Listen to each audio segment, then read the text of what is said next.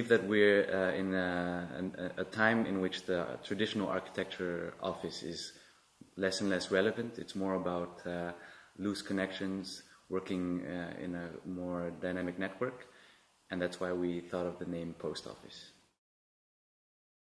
It's a group of architects that actually founded the space and the place in order to be able to explore new ways of practicing, producing and perceiving built space in an environment where, the city and the public is constantly changing.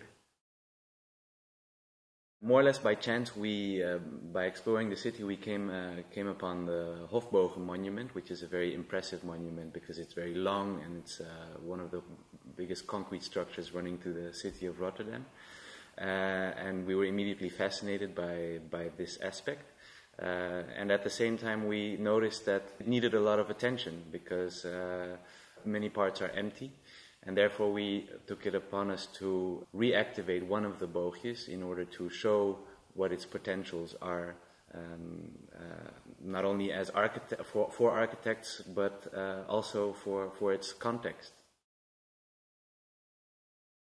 Well, Postoffice is a platform, and we're trying to give the podium to young designers, architects, or even residents to be able to use the space as a project space.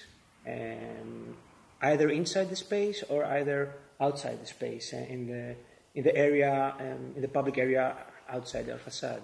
Yeah, I think what made us really known in the first place is the space itself, which is very characteristic. It's in the Hofbogen, and it is very attractive in that sense because it's a very spectacular monument.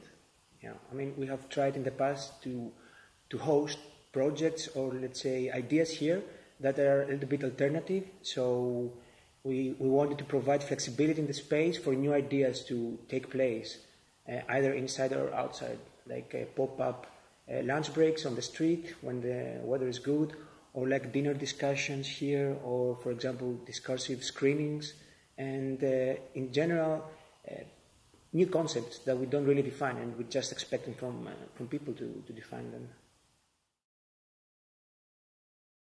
Basically, a very important issue is all the existing buildings and the existing spaces that are currently vacant and empty, that can be really reactivated through collaboration of so many architects and designers that already are in the city, and of very active residents and very active organizations in Rotterdam.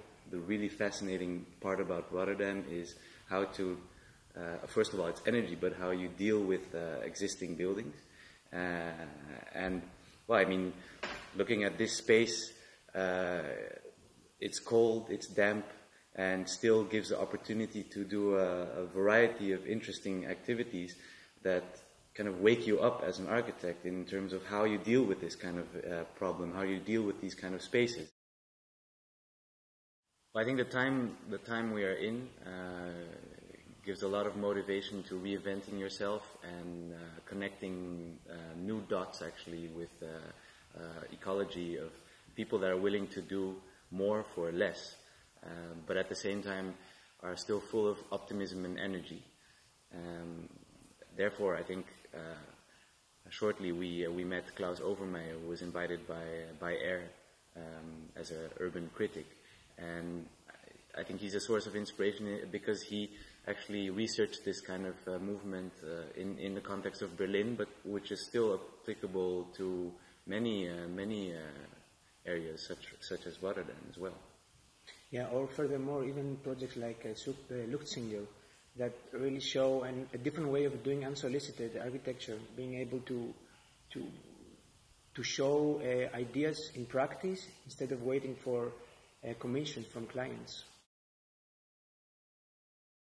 My favorite location is the port of Rotterdam, especially the area close to the Marconi Towers, Veerhaven. I really like going there because I have a fetish of collecting and sourcing materials, and I really love the materiality of the spaces and the energy from the trucks going around and from the people that actually produce things there and work on metal and other materials.